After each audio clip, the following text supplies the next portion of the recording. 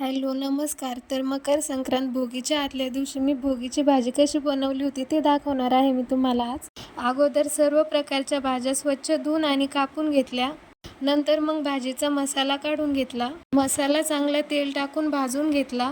नंतर मग गॅसवरती एक पातेलं ठेवलं, त्यात तेल टाकलं. तेल चांगलं गरम झालं की त्यात जिरे आणि मोहरी टाकली. नंतर मग त्यात 1 चमचा धने पावडर आणि 1 चमचा काळा मसाला टाकला. ते चांगलं तळलं की लगेच आपण वाटून घेतलेला मसाला त्यात टाकायचा. मसाला तेल सुटेपर्यंत चांगला परतवून घ्यायचा. मसाला चांगला परतला की आपण या कापून घेतलेल्या भाज्या त्यात टाकायच्या. या सर्व भाज्या त्या मसाल्यामध्ये चांगल्या मिक्स करून घ्यायच्या.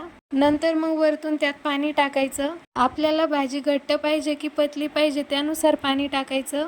वरतून कोथिंबीर टाकायची आणि 10 मिनिटं भाजी चांगली शिजू द्यायची. इथे आपली भाजी आणि बाजरीच्या भाकरी तयार आहे.